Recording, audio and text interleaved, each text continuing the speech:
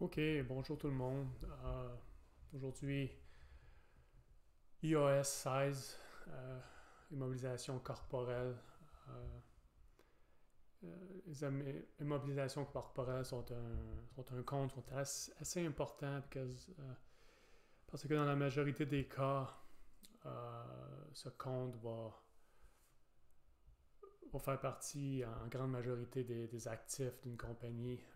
75-80% des actifs d'une compagnie peuvent être facilement en immobilisation corporelle. Aussi, immobilisation corporelle, très important quand il vient la fiscalité. Alors, quand on vend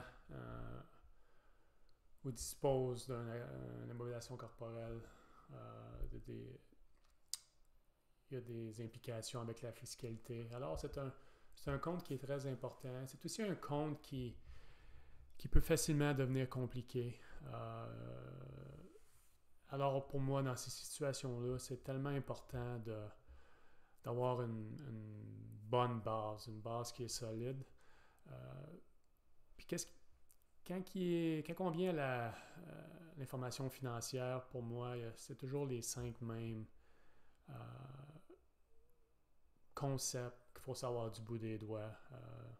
Ce sont la définition, la reconnaissance, la mesure initiale, la mesure ultérieure et la déreconnaissance. Alors, si on est capable de tout savoir, avoir une bonne base dans ces 5 points-là, quand les choses commencent à s'empiler puis ça devient plus compliqué, mais tu as toujours une bonne base pour aller te remettre. Euh,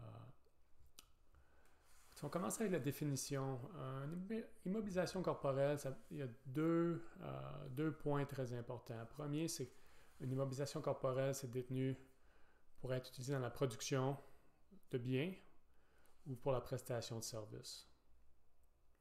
Cette partie de la définition, ça différencie avec un actif détenu en vue d'être de la vente, en vue d'être vendu. Okay? Le deuxième point important dans la définition des immobilisations corporelles, c'est le fait qu'une immobilisation corporelle, ça va être utilisé de façon durable pour plus qu'une période. Et ça différencie les immobilisations corporelles des inventaires.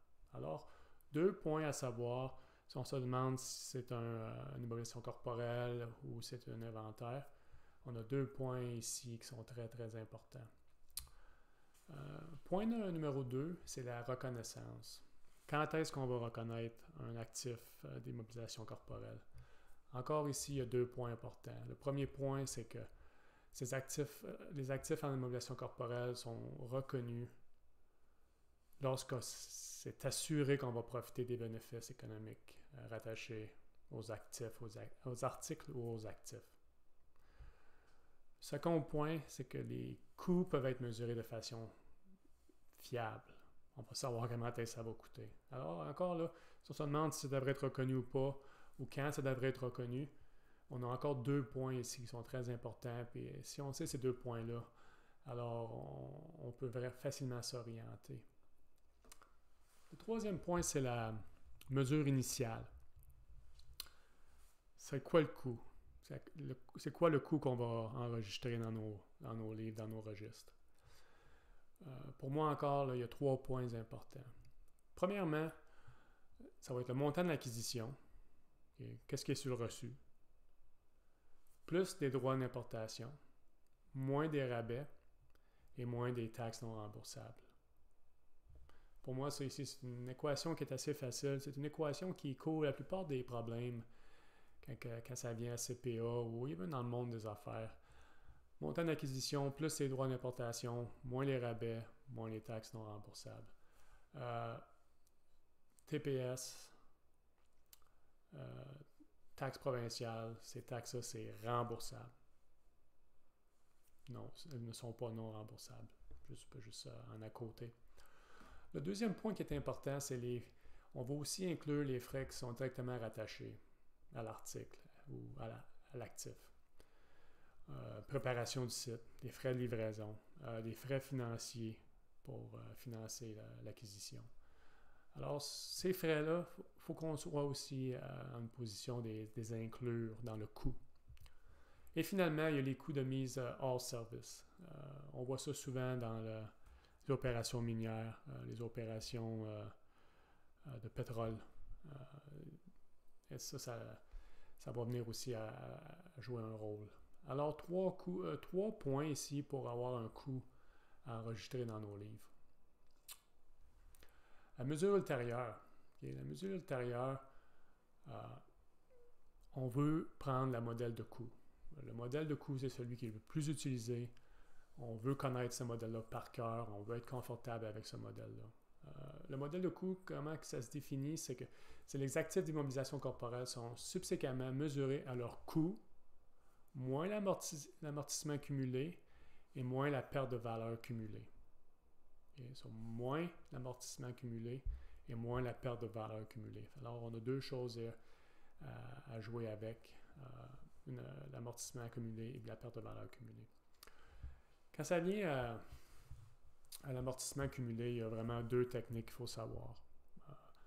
Il y a la méthode d'amortissement linéaire. Ça veut dire qu'on prend notre coût amortisable, ce qui est le coût moins la valeur résiduelle, puis on divise ça par la durée de vie. Il y a la méthode d'amortissement du solde dégressif. Dans ces situations-là, on va prendre un taux. On va avoir un taux d'amortissement qu'on va multiplier par la valeur comptable nette de l'actif. Alors, deux méthodes qu'il faut savoir. On est très à l'aise avec ces deux méthodes-là, mais ça va très bien pour savoir combien que nos actifs devraient être mesurés ultérieurement. Et puis finalement, il y a la déreconnaissance. On va déreconnaître un article. On va déreconnaître un actif en immobilisation corporelle lorsqu'il est vendu, lorsque l'article ne redonne plus de bénéfices à la compagnie, ou lorsqu'on dispose de l'article aussi. Ça ne va pas vraiment être une vente, ça peut juste être une disposition. Puis qu'est-ce qu'on fait dans ces situations-là pour conclure la transaction? C'est qu'il y a trois étapes pour moi encore.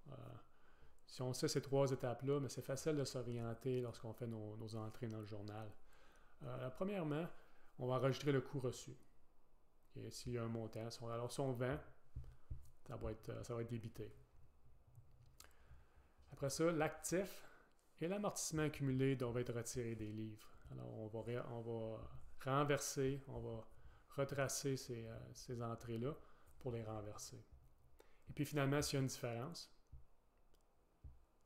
ça va être enregistré soit en gain, soit en perte. Alors, c'est assez simple.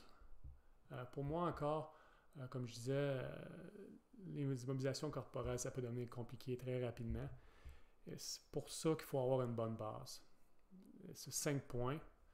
Une définition, la reconnaissance, la mesure initiale, la mesure ultérieure et la déreconnaissance. Si on est très à l'aise avec ça, si on est très à l'aise avec le matériel que je viens de présenter, alors on s'assure de simplifier grandement les choses.